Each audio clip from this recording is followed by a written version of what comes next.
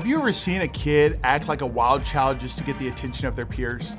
What about the chameleon who changes just to be accepted with the cool crowd? Or the super sweet young man who fights to get respect from his peers? Attention, acceptance, respect. Those are all innate needs that every human being has been wired to have. When those needs don't get met, we will do just about anything to get them met. We all have needs, and for a lot of us, those needs were met by two loving parents in a safe and enriching environment whenever we were kids. If we needed support, we simply asked our parents to help us out. If we were low on encouragement, our parents would see that we were down and would toss us a few positive words just to pick us back up. We were created to need people. We're wired for a relationship. In the Garden of Eden, when all was perfect, even then we still needed relationship.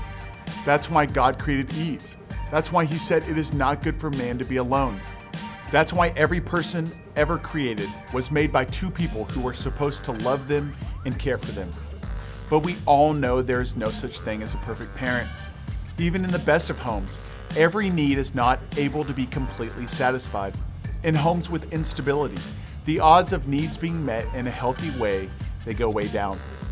If you find your mentee making unwise decisions, despite repeated instructions to avoid those behaviors, ask the question, what is the need behind the deed? Perhaps them having sex isn't just what teenagers do, but instead it's a cry for attention, affection, and comfort. What if them obsessing over grades or their resume is a desperate need to gain success so they can gain the security that they have long been without? Most of our issues were caused by unhealthy or absent relationships, and the only way to heal is through healthy and present relationships. Just like with all of us, there is way more going on underneath the hood of your mentee than we think. It is not enough just to address the symptoms and behaviors, but instead we must focus on the root cause of the issues that our mentees are facing. So what is the need behind the deed? What are the relational needs that your mentee is trying to meet in an unhealthy way? What are some ways that you or someone else in your mentee's life can meet those needs in a healthy way? And how can you help your mentee shine a light on some of the behaviors and help them understand and usher in healing? So does your mentee need attention, someone to care about them and to convey interest? What about acceptance, where someone is excited to see you and embrace you no matter what? Could your mentee need a little appreciation or encouragement? Perhaps they would most benefit from support, someone coming alongside them to carry their burdens. Most of us could all use some approval, maybe just a "you're doing a good job" or "I'm proud of you." I know others would benefit from receiving respect, which is to say, "I value you." One of the best ways to support your mentee is to lead them to the feet of Jesus. In him, we find the unconditional love and acceptance that we all so desperately need. We find approval as a child of God and support through the person of the Holy Spirit.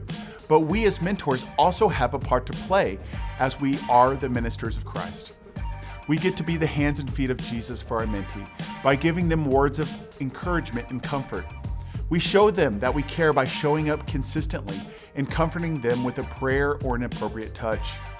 One of the best ways that the Lord communicates his love for his children is through people just like you. It is not good for man to be alone, which is why it's a good thing that your mentee has you. You can be the one to show them healthy relationships and appropriate ways to get those needs met. You can also be the one to lead them to the one who will never fail them and who will love them no matter what. When you add those two things together, you're giving your mentee a great chance to heal and grow into the best version of themselves.